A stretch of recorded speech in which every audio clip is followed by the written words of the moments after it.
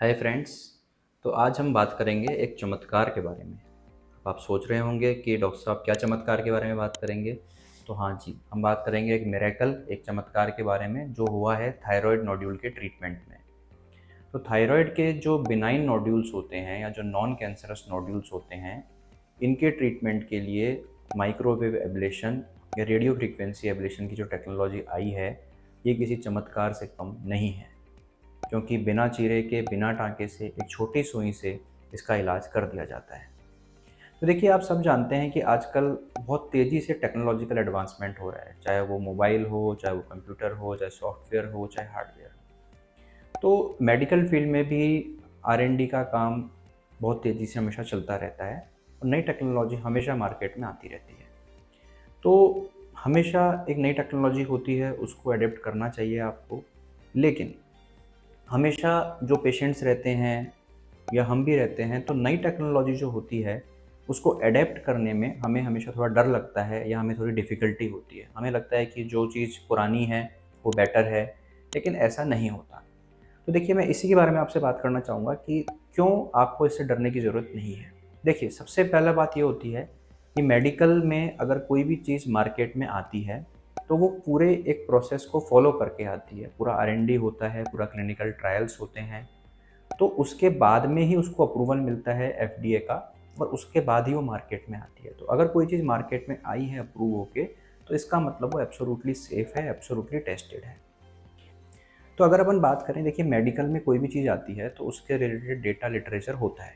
तो आप थायराइड का नोड्यूल है, उसका अगर आप डेटा उठा के देखेंगे तो आपको पता लगेगा कि कोरिया में, जापान में, US में, UK में it has already become the standard of care for the treatment of benign thyroid nodule. वहाँ पे मैक्सिमम केसेस में अब सर्जरी होना बंद हो गई है बिनाइन नोड्यूल्स में, और सिर्फ एब्लेशन ही किया जा रहा है। अगर आप लिटरेचर या डेटा उठा के देखेंगे तो आपको क्लियरली मिलेगा कि ऑलरेडी एक लॉन्ग टर्म डेटा या लॉन्ग टर्म स्टडी पब्लिश हो चुकी है। तो डेफिनेटली अगर कोई चीज़ नई आई है मार्केट में, तो ऐसा नहीं है कि हमको उससे डरने की ज़रूरत है। अब मैं आपको एग्जांपल देता हूँ, बहुत सिंपल। आप वेरिकोज वेन को देखिए। वेरिकोज वेन्स में आज से कुछ साल पहले तक ओपन सर्जरी जो थी वो स्टैंडर्ड ऑफ केयर थी, जिसके अंदर जो नसें थी उनको चीरा-फाड़ी करके खींच के बाहर निकाल दिया जाता था। उसके बाद लेज़र टेक्नोलॉजी आई, वीना सील आया, जिसके अंदर बिना चीरे टाँके के इलाज होने लग गया। और आज आप देखेंगे कि वेरिकोज वेन्स में 95% से ज़्यादा जो केसेज़ हैं वो लेज़र या वीना सील से किए जाते हैं, और अब ये स्टैंडर्ड ऑफ केयर बन चुका है। वेरिकोसील की बात करें, पहले ओपन सर्जरी थी, फिर माइक्रो सर्जरी आई, और अब एम्बोलाइजेशन आ गया, और अब एम्बोलाइजेशन भी एक एक्सेप्टेड मोडेलिटी और standard of care of treatment बन चुका है। तो इसी तरह से अगर हम थायराइड नोड्यूल की बात करें, तो थायराइड नोड्यूल में भी जो एब्लेशन मोडेलिटी है, मतलब कि जो RFA है, माइक्रोवेव है या एल्कोहल एब्लेशन है, ये बहुत सेफ हैं। ये धीरे धीरे अगर आप देखेंगे तो आने वाले टाइम में जो सर्जिकल ओपन सर्जरी ट्रीटमेंट है फॉर बिनाइन नोड्यूल्स, उसको ये धीरे धीरे रिप्लेस कर देगी। और हमारे जो पेशेंट्स जिनको हमने ट्रीट किया है या हमारे पास जो भी डेटा है, सारे पेशेंट्स बहुत खुश हैं, सब में बहुत अच्छे रिजल्ट्स मिले हैं, किसी में कोई भी साइड इफ़ेक्ट्स नहीं हुआ है। और ये बहुत ही अच्छा, बहुत ही सेफ़ और बहुत ही, आई विल से, कि ये कॉस्मेटिक रिवॉल्यूशन है। तो अगर आपको या आपके किसी परिचित को थायराइड की गांठ है, तो उसके लिए आप हमसे कंसल्ट कर सकते हैं। हमने इसके ऊपर बहुत सारे और वीडियो बनाए हैं कि इसके लिए क्या डाइट लेनी है, क्या टेस्टिंग करनी है।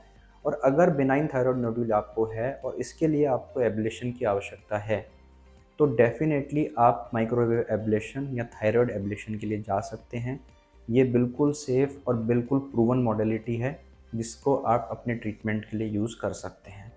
तो और इसके बारे में जानने के लिए आप हमारे वीडियोज़ देखिए, हमारे चैनल को सब्सक्राइब कीजिए और हमारे साथ जुड़े रहिए। स्वस्थ रहिए। धन्यवाद।